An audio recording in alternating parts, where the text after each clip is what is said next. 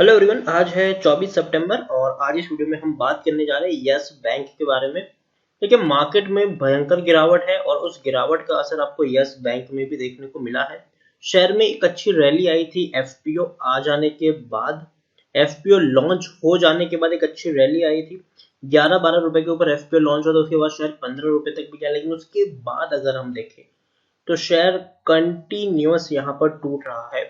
और पिछले 2-3 दिन से तो भैया मार्केट इतनी बुरी तरीके से टूट रहा है कि अच्छे अच्छे दिग्गज शेयर जहां पर पिटाई करते हुए नजर आ रहे हैं, वहां पर यस बैंक के शेयर में गिरावट आना स्वाभाविक है।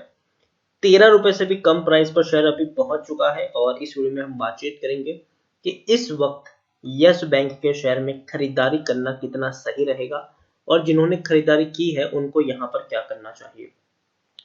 तो वीडियो को मैं शुरू करूँ उससे पहले अगर आपने अभी तक चैनल को सब्सक्राइब नहीं किया है तो प्लीज अभी इसे सब्सक्राइब कर लीजिए, क्योंकि आगे भी बहुत सारे वीडियोस हैं जो आपको काफी ज्यादा हेल्प करेंगे। तो चलिए शुरू करते हैं। तो यस बैंक 12 रुपए 95 पैसे के आसपास ट्रेड कर रहा है। आज भी 1.5% की गिरावट देखने को मिली। पिछले एक महीने का अगर हम चार्ट देखें तो 12.5% की गिरावट है। आप देखिए 15 रुपए के आसपास शेयर पहुंच चुका था। उसके बाद अगर हम देखें तो शेयर सिर्फ और सिर्फ डेली गिरावट लेकर बैठा है। एक दिन भी ऐसा नहीं आया 14 सितंबर के बाद कि शेयर ने एक दिन भी अपर सर्किट लगाई हो। पिछले 10 दिनों से हम देख रहे हैं कि शेयर नीचे ही नीचे टूट रहा है, ऊपर उठ ही नहीं पा रहा है ये शेयर। पिछले एक साल की बात करेंगे तो पिछले एक साल में यस बैंक के शेयर में 76% की गिरावट है।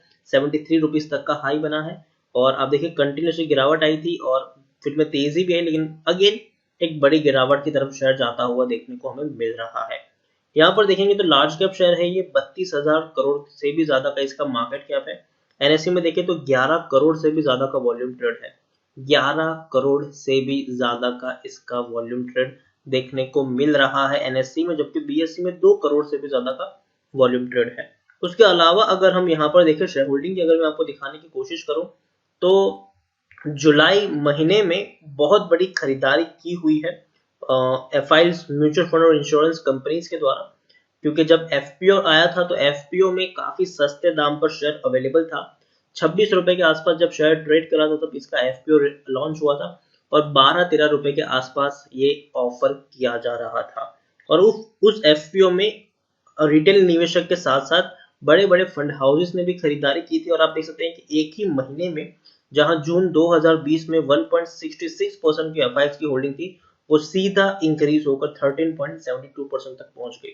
म्यूचुअल फंड की 0.56% की होल्डिंग 1.70% तक पहुंच गई।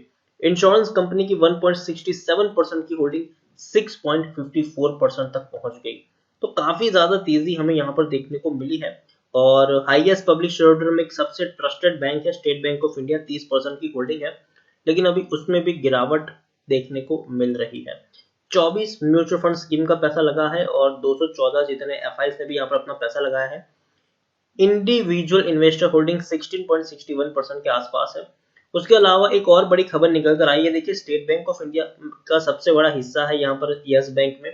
कह सकते हैं कि स्टेट बैंक ऑफ इंडिया ही अब इसकी को चला रहे हैं, कंट्रोलिंग स्टेक उन्हीं के पास है।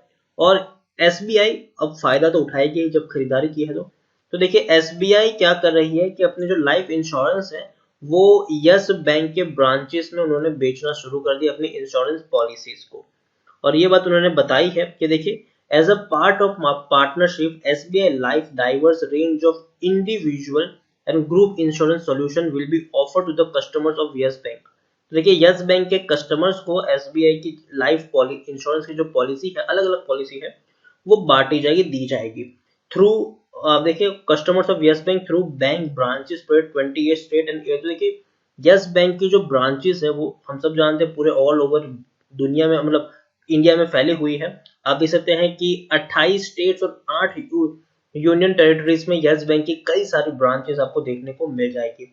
अब यस बैंक की ब्रांचेस का फायदा स्टेट बैंक उठाने वाला है कि अपनी जो प्रोडक्ट है उसको ज्यादा से ज्यादा ऑडियंस तक पहुंचाने का काम करेगी state bank of India yes Bank के ब्रांचेस के थ्रू। तो अच्छी बात है ये, कहीं ना कहीं दोनों ही बैंक का इसमें फायदा ही है। यस बैंक के बारे में अगर हम बात करने जाए तो टेक्निकल रेटिंग जो है वो उतनी अच्छी नहीं है। रीजन ये है कि अभी डाउन ट्रेड चल रहा है। डाउन ट्रेड चल रहा है और इसीलिए टेक्निकल रेटिंग अभी उतनी अच्छी देखने को नहीं मिली है।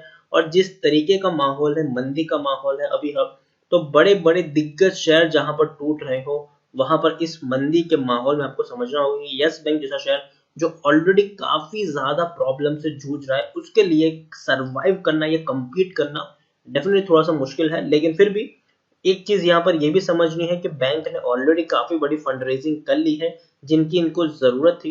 एफपीओ के द्वारा 15,000 करोड़ रुपए बैंक ने जुटा लिए हैं, तो कहीं ना कहीं बैंक का पैसा जो है वो यहाँ पर सिक्योर्ड है। अगेन कह दूं, मैंने ये बात बहुत पहले भी कही थी जब एफपीओ आया था, और उसके बाद भी मैंने कही थी कि यहाँ पर बैंक ने फंड रेजिंग करके अपने जो डिपॉजिटर है उनका पैसा सेव किया है। अगेन कह दूं, डिपॉजिटर का पैसा सेव हुआ है, शेयर होल्डर्स का पैसा अभी भी उतना सेफ नहीं था उस वक्त। क्योंकि आप खुद सोचिए, जब 26 रुपए के ऊपर शेयर ट्रेड कर रहा था, तब एफपीओ आया, 12-13 रुपए पर ऑफर किया गया, तो डेफिनेटली गिरावट तो आनी ही थी। और गिरावट आई मतलब जिन्होंने खरीदारी की थी हाई लेवल पर, उनको यहाँ पर काफी ज्यादा नुकसान पहुंचा था। लेकिन अब धीरे धीरे अगर हम यहाँ पर ये देखें कि जो बड़ा पैसा यहाँ पर आया है, उस बड़े पैसों की बदौलत जो डिपॉजिटर है उनका पैसा यहाँ पर सेफ हो चुका है। तो कहीं ना कहीं एक अच्छा और पॉजिटिव साइन आप इसको मान सकते हैं। और दूसरी बात ये कि डिपॉजिटर का पैसा सेफ है, तो बैंक ने जो फंड रेजिंग की है उससे लंबे समय तक बैंक अपने आप को सस्टेन कर पाएगी, चला पाएगी। लेकिन जो इतने सारे शेयर्स का डाइल्यूजन हुआ, जो डंपिंग हुई इतने सारे शेयर्स की, तो इससे कहीं ना कहीं जो शेयर की वैल्यू है वो यहाँ पर जरूर डिक्रीज हुई है। According to Moneycontrol user 76% लोग खरीदने की सलाह दे रहे हैं, 5% लोग होल्ड करने की बात करें, मतलब 81% लोगों का पॉजिटिव व्यू है, जबकि 19% लोगों का नेगेटिव व्यू भी देखने को मिल रहा है। और जून क्वार्टर में बहुत ही मिनिमम प्रॉफिट है, 34 करोड़ का मुनाफा हुआ, जबकि इससे पहले कंपनी ने बैंक ने 3,631 करोड़ का नुकसान किया था। दिसंबर 2019 में 18,565 करोड़ तक का लॉस हुआ था। सितंबर 2019 में 630 करोड़ के आसपास का इनको नुकसान हुआ था। तो नुकसान काफी ज्यादा इनको देखने को मिल रहा है, और डेफिनेटली उम्मीद करते हैं कि यहाँ से एक पॉजिटिव ट्रेंड की शुरुआत हो सकती है। लेकिन फिर भी रास्ता अभी भी उतना क्लियर नहीं है, अभी भी उतना साफ नहीं है, क्योंकि अभी भी मोरिटोरियम को लेकर बैंकिंग सेक्टर में और कितने डेंट लगने बाकी है वो अभी से कहना बहुत ही ज्यादा मुश्किल है। लेकिन फिर भी यस बैंक का अगर आपका नजरिया लंबी अवधि का हो तो ही आप यहाँ पर निवेश करें। शॉर्ट टर्म के लिए, जो लोग शॉर्ट टर्म का निवेश करते हैं उनके लिए यस बैंक सही साबित नहीं होगा। अगेन मैं कह रहा हूँ, अगर आप शॉर्ट टर्म के निवेशक हैं तो यस बैंक से दूर रहें। खरीदारी आप इसमें तभी करें जब आपका यहाँ पर प्लान हो लंबी अवधि का। लंबी अवधि से मेरा मतलब 5-10 साल बिल्कुल भी नहीं है, कम से कम 1-1.5 साल का भी अगर आपका प्लान हो तो ही यहाँ पर निवेश करें, वरना निवेश ना ही करें। डाउन ट्रेड है जरूर, शेयर थोड़ा सा नीचे और टूट सकता है, हो सकता है कि 12 रुपए तक भी ये शेयर पहुंच जाए। अभी 12 रुपए 94 पैसे के ऊपर है, हो सकता है कि 12 रुपए के आसपास भी शेयर पहुंच जाए। लेकिन जैसे जैसे पॉजिटिविटी लौटना शुरू होगी, शेयर आपको अगेन एक अच्छी बाउंस बैक के साथ ट्रेड करता हुआ देखने को मिलेगा। शेयर होल्डर्स का पैसा थोड़ा सा यहाँ पर फंसा जरूर है, क्योंकि डंपिंग बहुत ज्यादा हुई है शेयर्स की, इसलिए वैल्यू यहाँ पर कम हो चुकी है। लेकिन डिपॉजिटर का पैसा सेफ है, तो बैंक लंबे समय तक सस्टेन कर पाएगा, क्योंकि बैंक के पास इनफ पैसा है, इनफ लिक्विडिटी है, तो उनको उतना ज्यादा नुकसान यहाँ पर नहीं होगा। लेकिन डिपॉजिटर का पैसा कहीं ना कहीं थोड़ा सा, आप कह सकते हैं कि जो वैल्यू है शेयर की वो कम यहाँ पर जरूर हुई है। तो मैं यही कहूंगा कि निवेश तभी करें जब आपका नजरिया लंबी अवधि का हो। शॉर्ट टर्म के नजरिया है तो यहाँ से दूर रहने में ही आपकी भलाई है। और खरीदारी भी करें तो भी ऐसा मत करना कि एक साथ एक बहुत सारे शेयर्स आपने खरीद लिए। अगर आपको 100 शेयर खरीदने हैं तो पहले सिर्फ और सिर्फ 20 शेयर खरीदें, फिर वेट करें गिरावट आए, थोड़ी और क्वांटिटी ऐड करें, फिर वेट करें गिरावट आए, थोड़ी और क्वांटिटी ऐड करें। इस तरीके से आप यहाँ पर चाहे तो प्ले कर सकते हैं। लेकिन एक ही प्राइस पर बहुत सारे शेयर्स मत खरीदना, क्योंकि अभी भी पता नहीं कि इसका बॉटम कहाँ है और कितना नीचे ये शेयर जा सकता है, तो पता नहीं है ये, ठीक है। तो थोड़ा थोड़ा वेट करते रहेंगे तो ज्यादा फायदा होगा। बहुत जल्दबाजी करने जाएंगे कि भैया शेयर बहुत ज्यादा सस्ता हो चुका है तो चलो मैं खरीद लेता हूँ, तो हो सकता है कि आप एक लेवल पर फंस के रह जाए। तो ये सोच के खरीदारी करो कि आपको यहाँ पर एवरेजिंग करने की जरूरत पड़ेगी, पहली। और दूसरी, आपका नजरिया है वो कम से कम 1 साल तक का होना चाहिए, तो ही आप यहाँ पर निवेश करें, वरना ना ही करें तो बेहतर होगा। तो इसी के साथ वीडियो को एंड करूंगा। अगर आपको वीडियो पसंद आया हो तो प्लीज इसे लाइक करो, शेयर करें। अगर आप चैनल पर पहली बार आए तो प्लीज सब्सक्राइब करो। यस बैंक के बारे में आप क्या सोचते हैं वो भी आप मुझे कमेंट में लिखकर बता सकते हैं। Thank you.